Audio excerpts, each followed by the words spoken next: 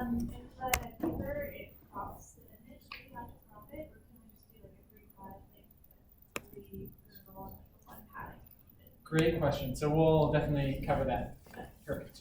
All right, Jaden, are you ready? I think so. Perfect. That's good. I don't have to hold it. All right, so starting with the UNet architecture. So this is like, I don't know, if you had to think of a way to code up a neural network that would map an image to a segmentation map of the same dimension, this is kind of like the naive way to do it. You have a bunch of convolutional layers, and then like that create a compressed representation of it, and then you have a bunch of transposed convolutional layers that basically upsample the image using in a principal deep learning way, and you get a segmentation map. And it turns out that this architecture, the naive implementation, works really, really well. And so you'll be able to get really good results on this lab without too much training or modification to the architecture. So first, talking about the problem of image segmentation. What we're doing is we're taking a picture with lots of elements. In this case, it's cancer. We might have some cancerous blobs, and then some noise. And we want to, and this is an RGB image, so it's, I believe it's 512 by 512 by 3. Do you have a darker marker? Let's see.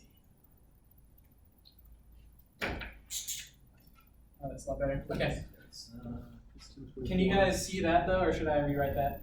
We can't see. Okay. If you could turn the light on, that'd help probably. The board lights. It'd make this washed out, but I think it's the panel. Start pressing Okay. buttons. Yeah.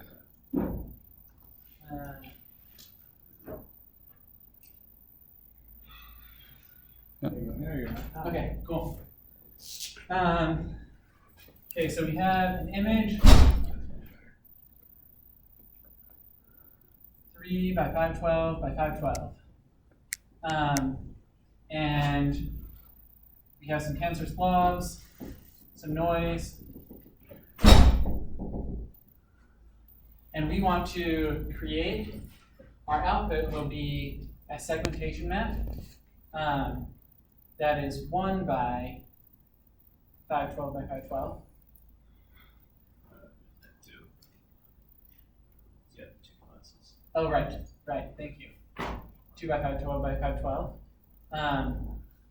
And this will be a binary mask, meaning it will, if we choose one of these dimensions, that dimension will give us a binary mask telling us which parts of this image are cancerous or not. So that the point of the objective is to be able to pick out these blobs and eliminate all the noise. And so the way that we do that is we are using the same cross-entropy loss that we used for image classification with the previous lab doing fashion MNIST, and we're taking that, and instead of just doing it across a single pixel, we're classifying each pixel of the image as cancerous or not cancerous. So if you thought about in the previous lab, we had a vector of 10 probabilities that we were outputting that's all summed to 1.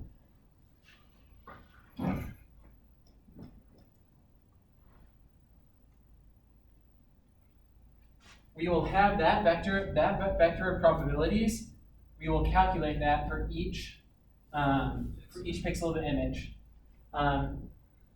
So then how many classes, so originally we had 10 classes for the fashion MNIST data set. How many classes do we have for each pixel of this image?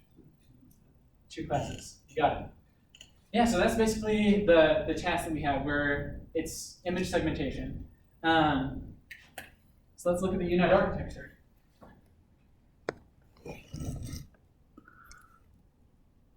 Anyone know how to collapse this top portion?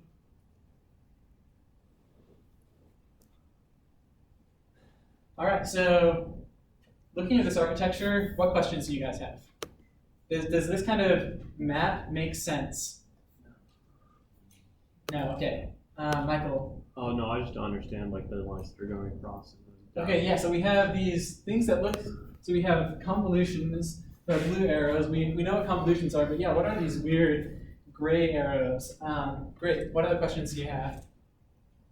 You talked about like 572 by 572 and then 570 by 570 and 560. Like will all those numbers come from? Great, yeah. So, so then we have these weird dimensions that don't seem, that don't match, and they don't seem like really nice round powers of 2. Great, what other questions? I'd ask about how the convolutions work. Great, yeah, so, yeah, what we know what a convolution is. What is an up convolution? Great. And Tosh? Yeah, maybe you could just like explain the whole thing, like everything. Cool, well, I mean, I want to teach to your guys' questions, and you'll learn more if you ask questions and answer them. So, so starting with the dimensions of the image, with these dimensions here. So we have 572 by 572 by 1. So this input image, is it an RGB image or is it black and white, according to the paper? It's black and white. And so our images are going to be a little different. They're going to be 512 by 512 by 3, but same principles apply. And then we go to, we compute a 3 by 3 convolution followed by a value, and we end up with a 570 by 570 by 64. So based on that, can someone tell me what other, so for convolution you have the kernel size, and they gave us that. But we also have other things like stride and padding. So can anyone want to take a stab on what stride and what padding they use for that convolution? Paul. Great. How did you get that? So last slide, I was like seconds. I just remember 3 by 3 padding makes the image smaller. Exactly, yeah, because you aren't able to pass the center of that kernel over every pixel. And so, yeah, what they do here, so the reason why this number is going down is because there's no padding. You guys can totally feel free to use padding. It doesn't break the neural network, and it can make like these sizes a little easier to debug. Yeah, question? So if you use the padding of 1 for both of those first 2 convolutions, it would just stay at 572 times 572. Exactly. And that'd be fine? Yep, exactly. Okay. And in our case, it would stay at 512 by 512. Gotcha.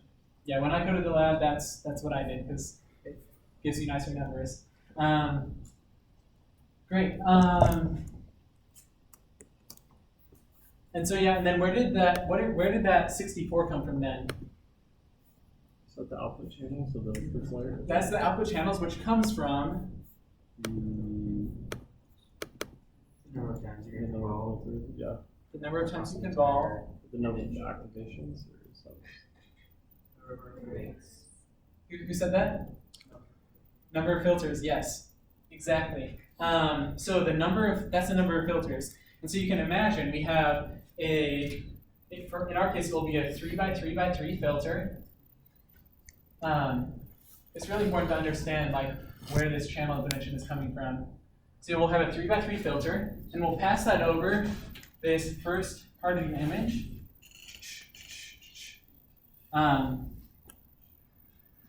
And we will pointwise multiply every pixel in the image with every entry in our filter, and then sum all those up. And that will give us our first entry in the next layer.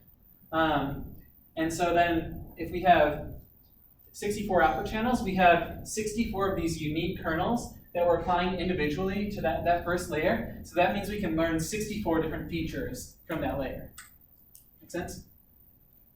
Okay, cool. So then going on to this, max pool 2x2. So are they applying 64 filterings twice? Is that what's going on? Like, have your input image and then it's applying 64 filters and then to that applying 64 filters? Could you turn the Yes, exactly. So what that will look like is we have, so the output of that first layer will be 64 maps. So you can think of, we'll have, each of those filters will give us a 512 by 512 map.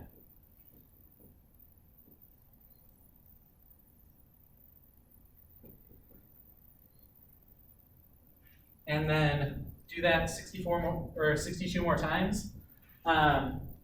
And so then the dimension of this layer will be 512 by 512 by 64.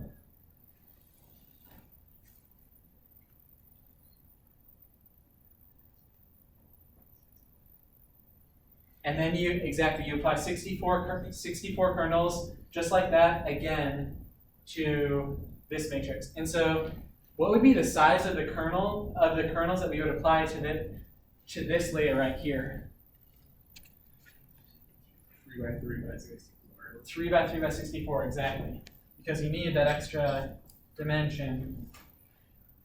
Yeah, exactly, you got it. So then we have a max pool. Max pool just takes 4 pixels, and it takes the maximum value of those. And because no channel is specified, we'll keep the same number of channels. So for each channel of the image, we will take the maximum of those 4 pixels. So if we have 0.1, 0.9, 0.1, 0.5, then max pool will give us 0.9. And so then do you see what's happening to the dimension of the image when we apply max pool? Yeah, question? So this might be a dumb question, but is there ever a point or a time where you take the minimum value and do like a min pool, or is that Good question. I would say no. No, because does anyone remember what Dr. Wingate talked about in class as the reason that you would do a max pool? Michael. Doesn't it help with like if the image is like jittered or changed just slightly? It helps with invariance. Exactly. Yeah. So this helps us with like translational invariance. So if we have a feature that lights up right here, we're saying we don't care whether it lights up in any of these 4 pixels as long as that feature lights up in that general area. We're okay. And so if we're doing a min pool, then we're missing activations that light up, and we don't care about activations that are 0. We care about activations that are saying, hey, there's a helpful feature here. So as it turns out, another way that you can do this, that you can replace this max pool, is just by building it straight into your convolution. So here's an advanced bonus question. How can you go from here to here in a purely convolution with just a convolutional layer? What would be your kernel? What would be your stride? And what would be your padding? Could you just increase your stride to 2? You could increase your stride to 2, exactly. The kernel would be 2 by 2. And the kernel could actually be whatever size you want, as long as it has 1 padding.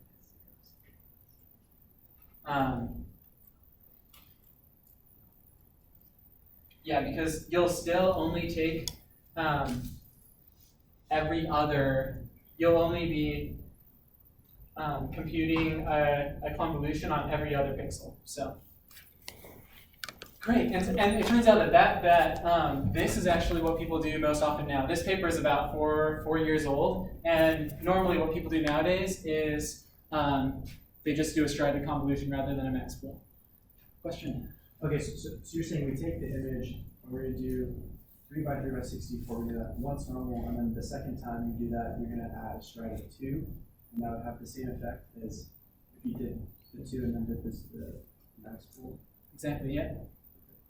So you do like those two basic convolution steps, and you get down to this nice exponential area. Yeah, or I would actually do an additional, I would leave these two steps the same and then do an additional convolutional layer where you would have 64 outputs, because this gives you a little bit more time to learn coarse features. And if you take a stride right after the first layer, then you might lose some stuff. I don't know.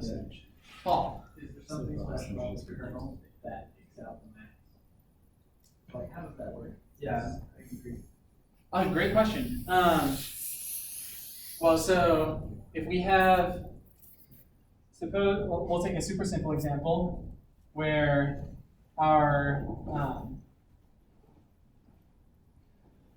where we have a 2 by 2 by 1 kernel, and we're passing it over a region that's 2 by 2 by 1. And we have, suppose this kernel lights up for pixels in the top right corner. So we have 0, 0, 0, 1, and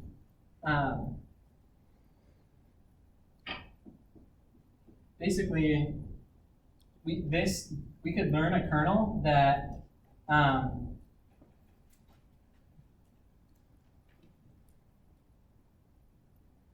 actually not totally sure how to explain it at that level of detail. Is that all right if I pass on your question? I don't know that it's necessarily important to understanding this architecture in general, but it's a good question. Be a great one to ask Dr. Wingate.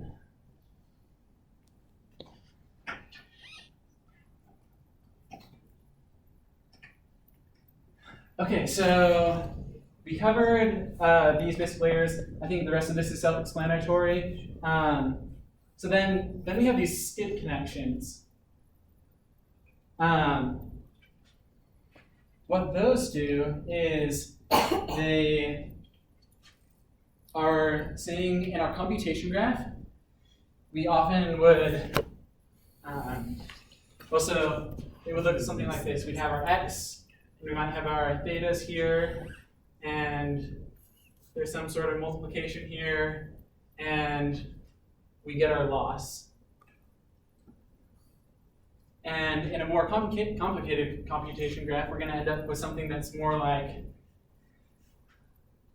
we're going to take this, and then we're going to have more features, and then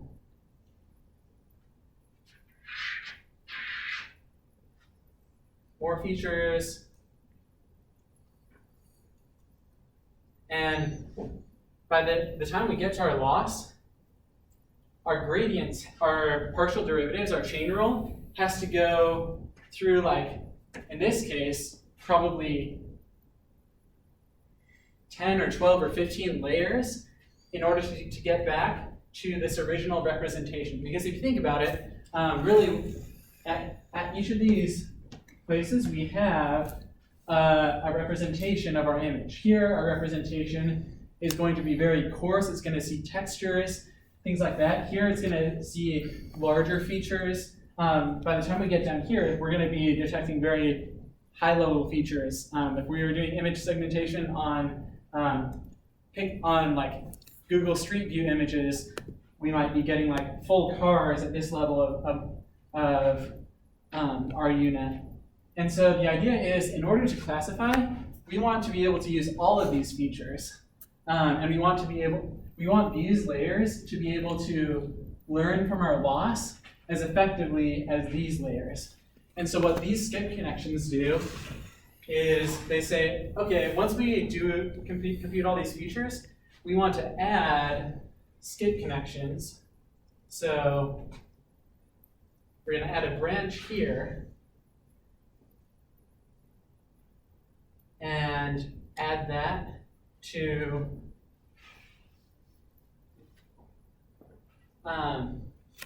what some of the last layers of our network before we compute our loss. And we want to take this feature here and add it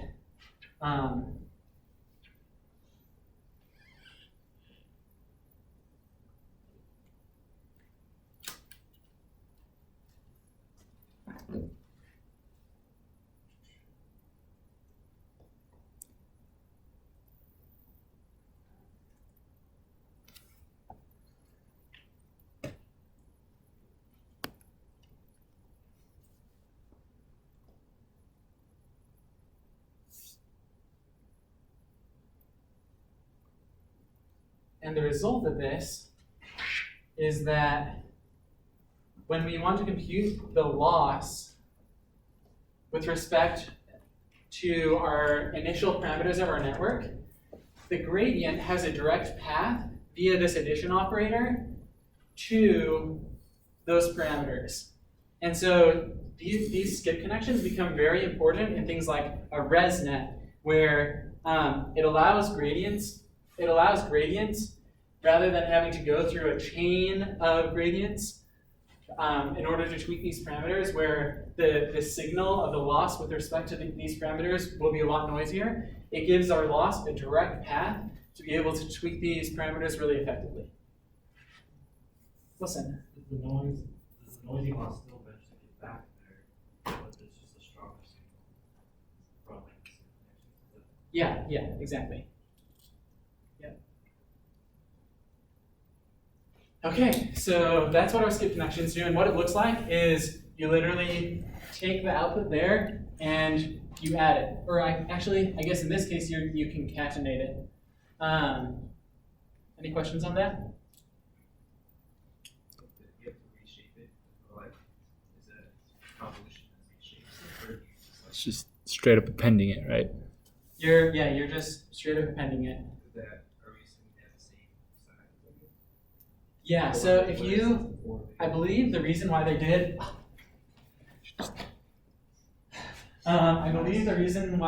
the crop was because of these weird dimensions here. Because their final output segmentation map is 388 by 388. And so if you just keep your dimensions the same, you can just copy it straight over and concatenate it. Yeah. Alright, so if we are okay, we keep the dimensions the same. Yeah. So crop, what does that mean? Is it just So you don't need to crop. Okay. That was just because they had weird dimensions. Okay. All right, so then just the last thing we had was our up convolution. So you'll learn about this more in class, but a convolution can be expressed as matrix multiplication. And basically what an up convolution does, or a transpose convolution does, is you take the transpose of that matrix. And so I'll give you a simple example. Can you try and write closer to the screen, just because I can't see it as well when it's over there? Thanks. So suppose we have an image that's 3 by 3, and we'll just populate it with these pixel values: 1, 2, 3, 4, 5, 6, 7, 8, 9. And we want to apply a 2 by 2 kernel. We'll call this A1, A2, A3, A4. Now normally a convolution is not inherently a matrix multiplication.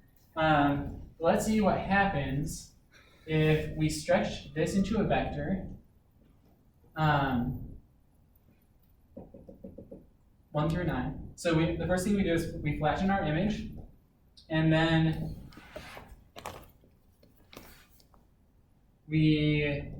our goal is to get the result of the first convolution operation on this image.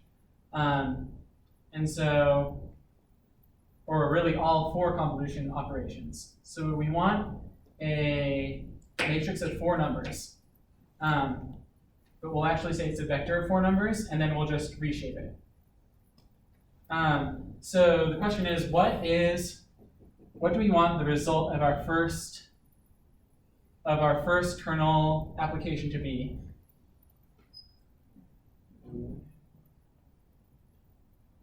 So the way our convolution works is we pointwise multiply all of these and then sum them up. So someone shout out what I should write. A1, 1, A2, 2, A3, 4, A4, 5. Okay, great. And then how about for the second convolution?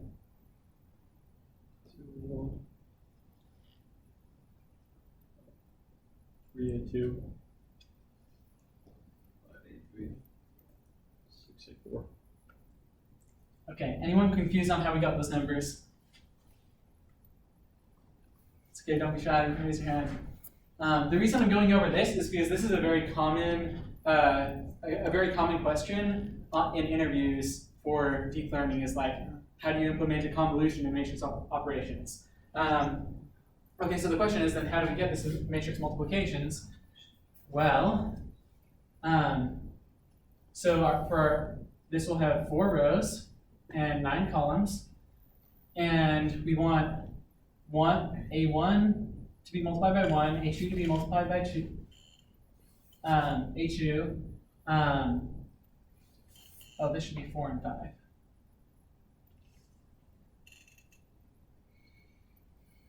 And so we put A1 right here, A2 right here, 0 right here, A3 right here, A4 right here, and then zeros for the rest of the way. And the next one we put 0 here, A1 right here, A2 right here, 0 right here, A3 right here, A4 right there, and zeros the rest of the way. And eventually you'll end up with this vector, which if we reshape into a matrix, will be the result of applying this 2x2 convolution to that 3x3 image. So then a transpose convolution is where we have a representation of our image that's lower dimensional, and we want to make it higher dimensional. And so it's a way of upsampling with a convolutional kernel. In other words, we can have our neural network learn how to upsample. There are lots of ways to upsample. You can do binary interpolation between the pixels and other things that you'll learn in computer graphics classes and things like that. We say that basically the moral of deep learning is, well, why not take that and replace it with a neural network layer and let the neural network learn it. So that is the purpose of a transpose convolutional layer. Any questions on that? All right, so now we will go into actually, let's see, we have half an hour left. We're gonna skip the log sum x trick for now and then come back to it if we have time. For now, we're gonna look at different accuracy metrics. Okay, so can someone tell me what our accuracy metric was for our MNIST classifier? For the fashion MNIST data set, we had 10 classes. Yeah. It was whether or not we guessed the correct class, or whether it was the maximum probability. Great. Yeah, I like the second one. The second one was more definite. Yeah. So we took the maximum probability that our network output, and we measured whether that was the correct class, and that was our accuracy. Then we could take the average of that across a batch. So then if you were to design your own accuracy metric for this task of image segmentation, how would you do it? I'll let you think about it for a little bit. Actually, discuss it with the person next to you. Can you try not to write where that rectangular matrix is? Because the railing kind of gets in the way. Can you try not to write where that rectangular matrix is? Because the railing is in the way. Gotcha. So I had to hold it. I will try to do it. Yeah. We need to get a better camera probably next time. Yeah. Because you just, I can try zooming it in, but it's just digital zoom. Yeah. So you can read it, but it's just not very pretty. How did you end up taking the video? Just volunteering? There's a camera on the back of it. Well, I mean, obviously, but did you sign up for it, or are you like a TA? I work in the same lab as he does. We're in the same class, so. Very nice. Okay, sounds good. So let's bring it back in. What ideas have you had of how we could design an accuracy metric for this task of image segmentation? Michael. I was thinking that you could do like an exclusive OR between like the label and like whatever your binary image was, and just see what the difference is, and divide that by the total number of square pixels. Okay, so an exclusive OR. So you mean like just seeing like what's you should just see what's different between the two and how they differ, and then that should tell you if it's wrong or not. Okay, so I'm gonna see if I can write the math what you said. So the sum over pixels of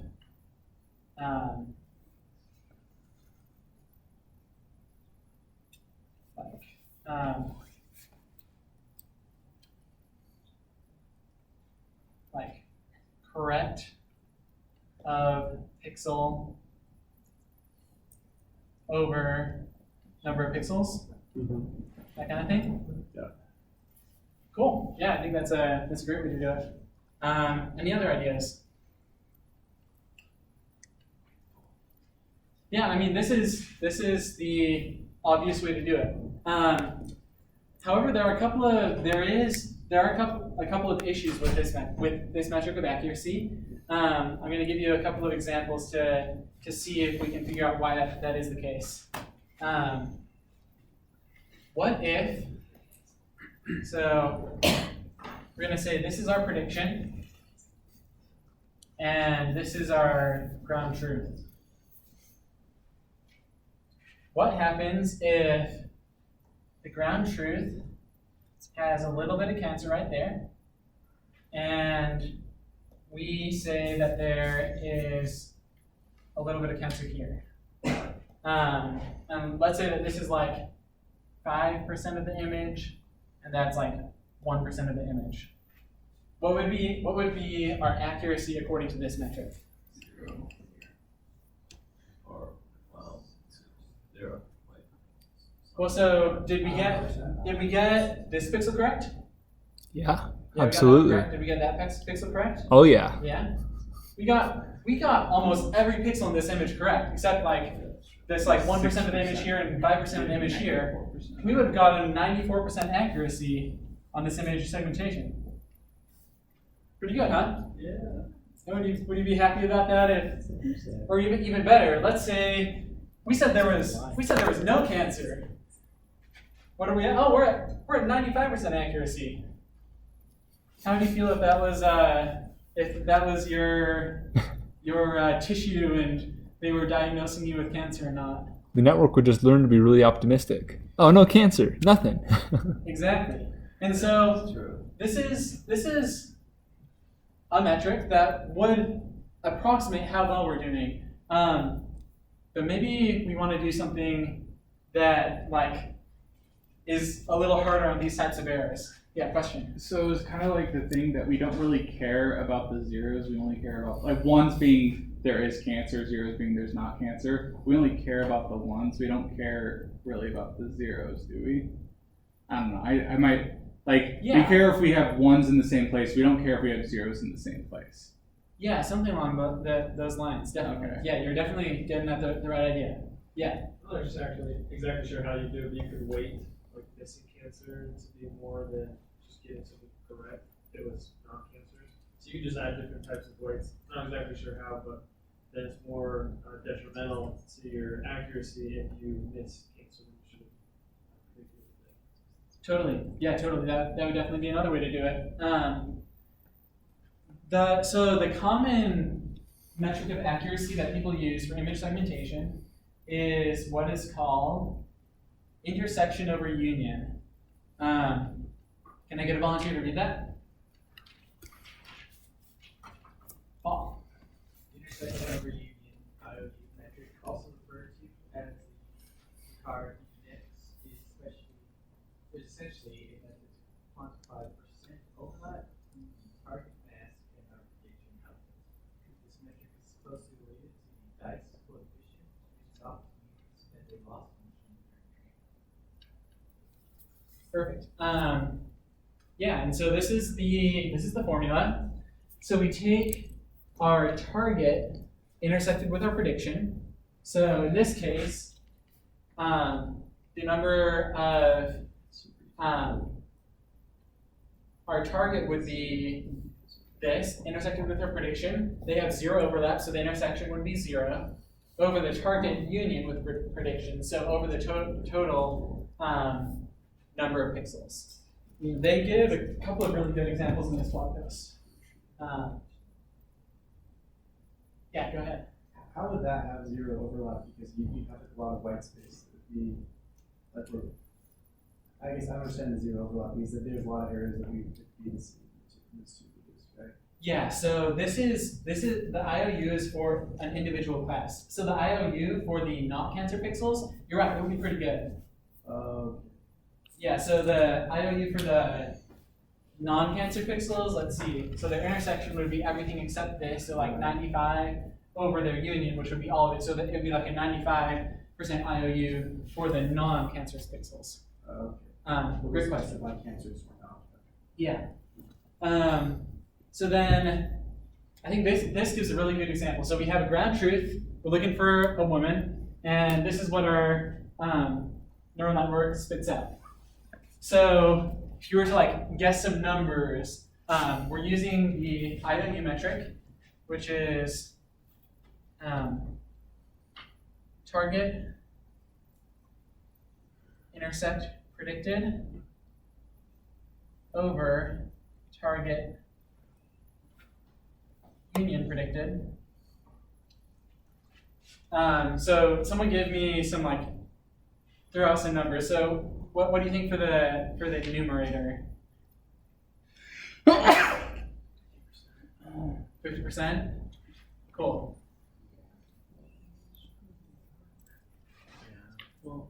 And then their union, we want to say, we'll say 50 pixels so we have like a number to go off of. And then for their union, 120. what was that, 120? Yeah, I said 120. Cool, something like that.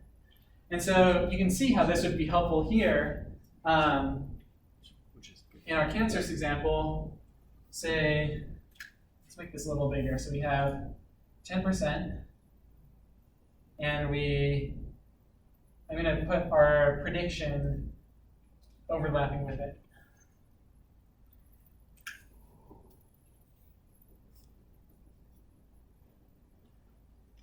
So in this case, we might be like, we'll say this is, their intersection is 10 pixels, and their union, we'll say over here we have another 20, over here we have another 30. So the IOU here would be 10 over 60. So you can see how that might be a better metric to see how well we're doing. Yeah, and I'll post this blog post as well.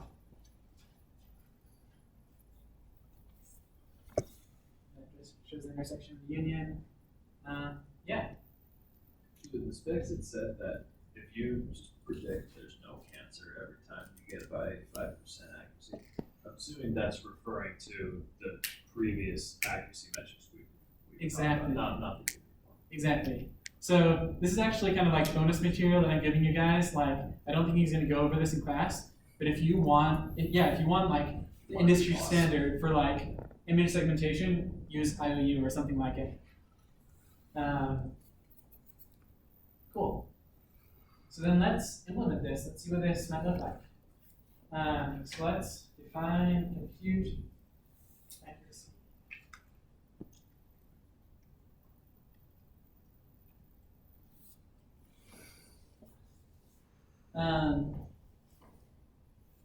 So if we want to compute the intersection over union, first of all, what are the dimensions of y hat and y truth?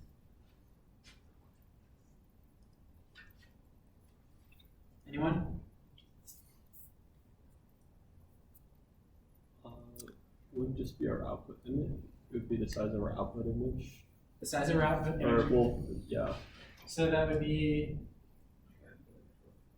512, and then would it just be 1 because it's either yes or no? Mm-hmm. Yeah. So again, PyTorch, the channel from before. the spatial dimensions. Then how about for y truth? What was that? One by back, go back, back, back. Yeah, it's the same. Cool. So how would you go about computing the IOU metric?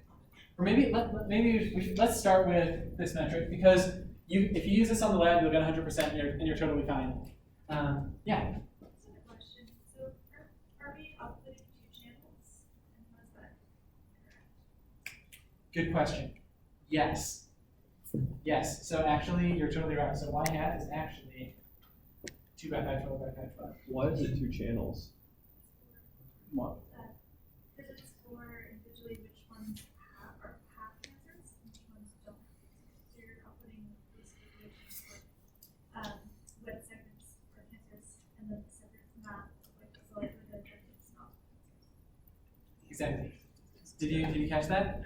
Oh. So this is similar. We showed the example earlier.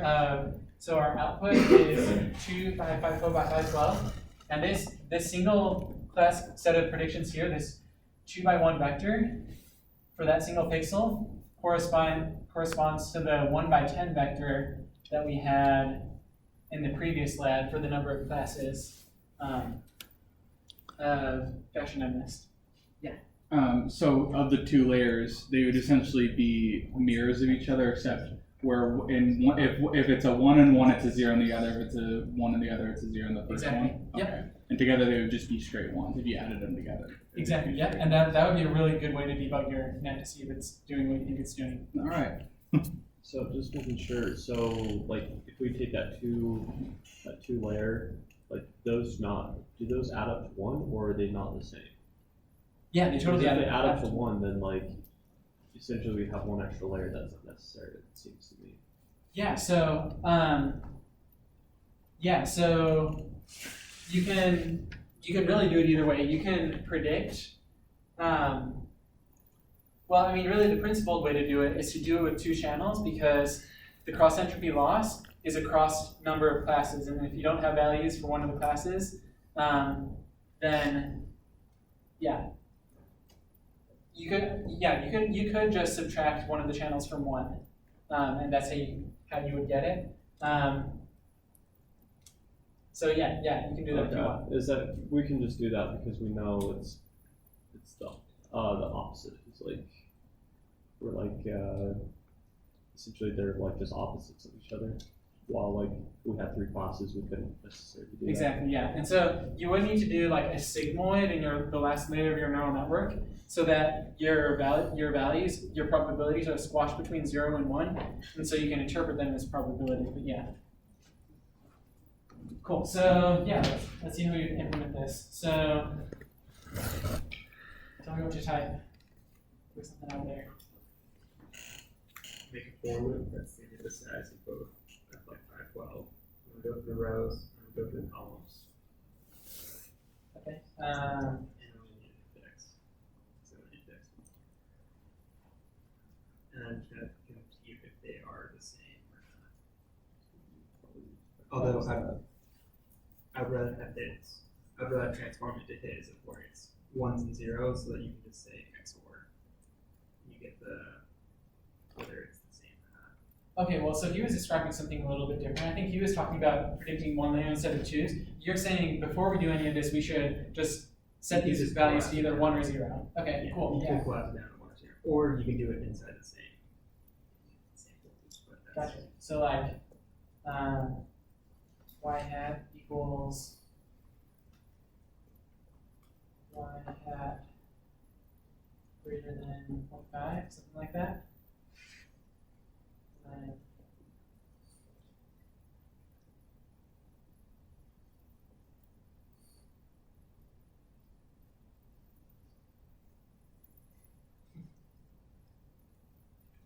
You could do it as a list comprehension, right?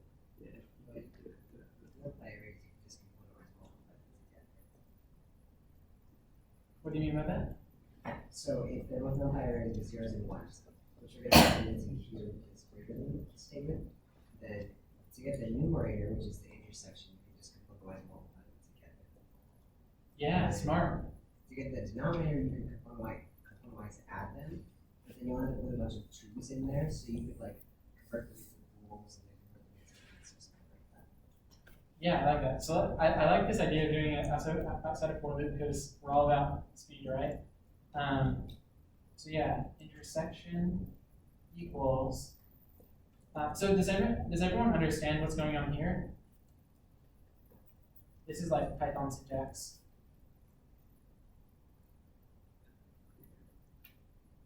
So this is called making a mask. So what it does, I guess first of all, do you know why I'm saying y hat 0? The first channel. Because that's the first channel, right? And so we're saying, all right, we want this syntax says we want a mask, or in other words, an array of ones and zeros, where everything that's greater than 0.5 is true or a 1, and everything that's less than or equal to 0.5 is a 0. And so if our y hat is 0.2, 0.3, 0.7, 0.5, 0.2, 0.1, 0.6, 0, 0.3.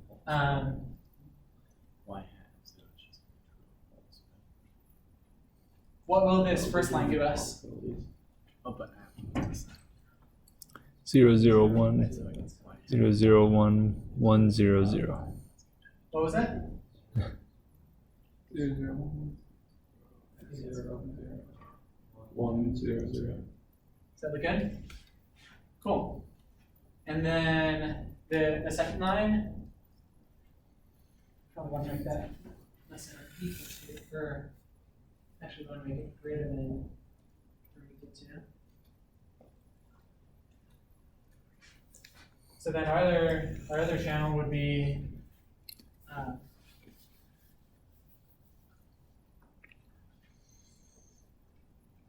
0.8, 0.7, 0.3, 0.9, 0.8, 0.5, 0.4, 1, 0.7. That second line of code would give us 1, 1, 0, 1, 1, 1, 0, 1, 0.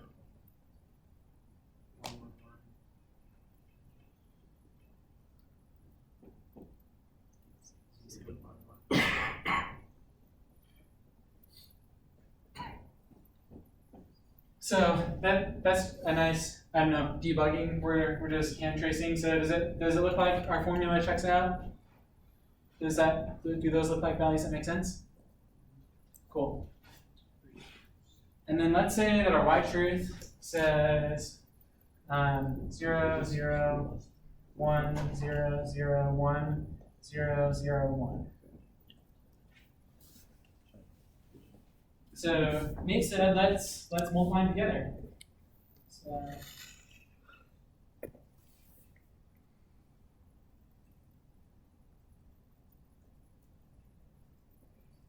and then anything else?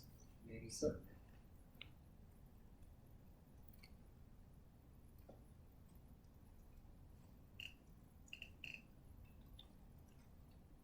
Will we be multiplying the y halves together or y hat 0 and y truth? Which one are we multiplying? Because wouldn't y hat times itself just give you 0, period? If it's. Oh wait, sorry. Oh yes, you're right. Yeah, I Okay. made a mistake here. Yeah. What's wrong with this? What was that?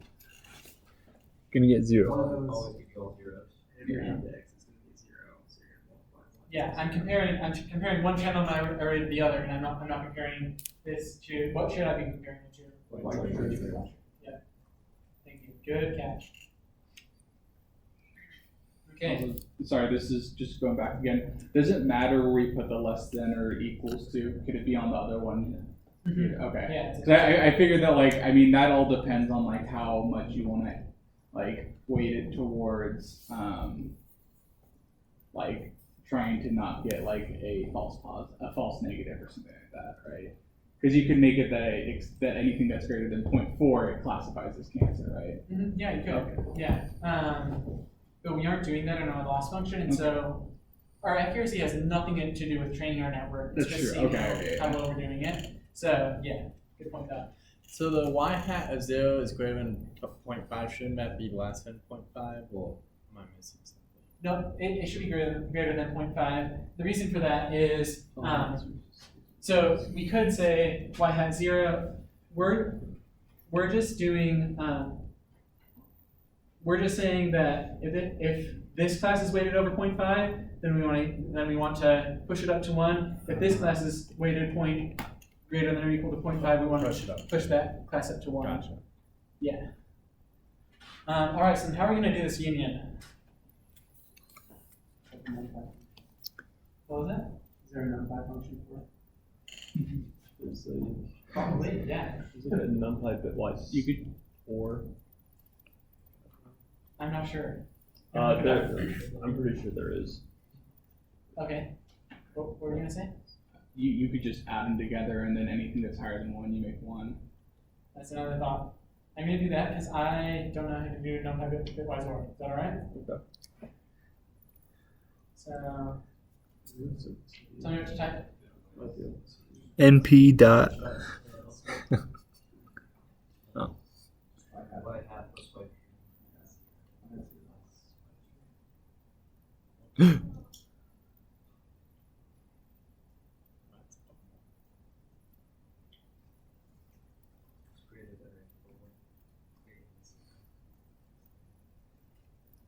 Yeah, I like it. Cool. Wait. Yeah, that should be inside the parentheses, inside the sum. Thank you.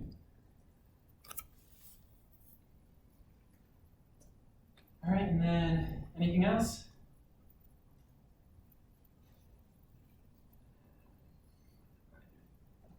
What? Just divide by each other, by the section. All right, so I'm gonna drop this into my training loop, and we'll see if it works.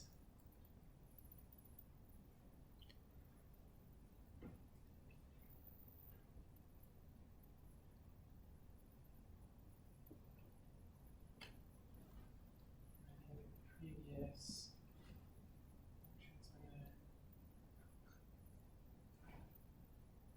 This.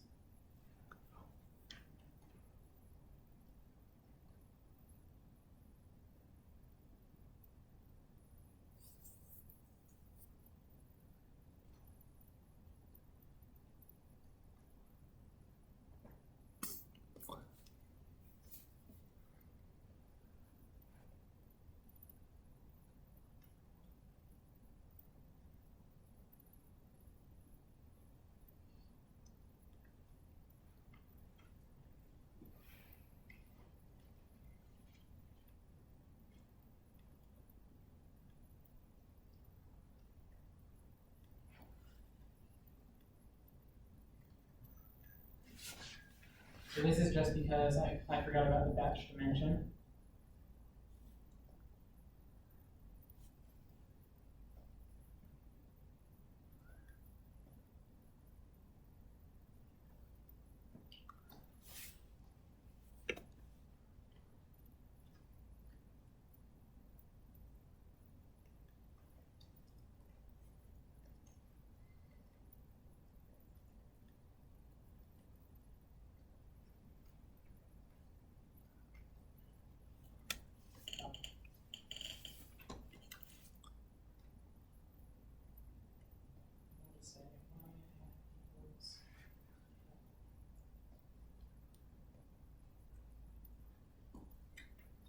You're gonna have the same issue with Y truth. Wait, is it do the same thing for Y truth? Or? Yes.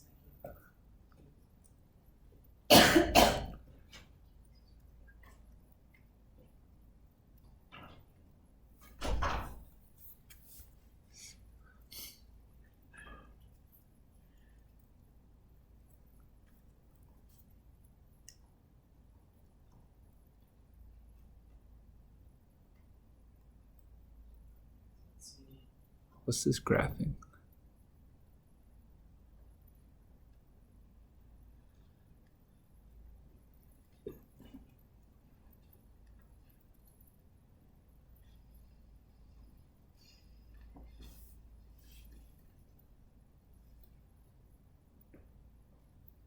So I'm going to leave it at that, just because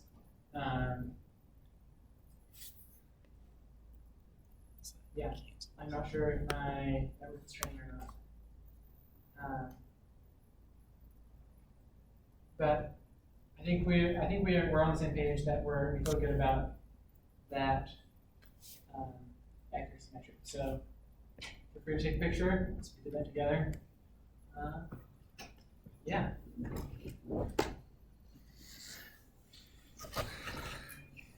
And then, yeah, we didn't get to the logsum metric. I will post a link to that on Slack if you're interested in implementing it. But if you want to keep things simple for yourself, just use torches built in cross entropy. Yeah, Wilson? So we need to modify this to do it for each batch, correct? Because this is just getting accuracy for one specific. Sure. Yep. Yep. All right. Thanks for coming, guys. Thanks, Jacob. Thank you.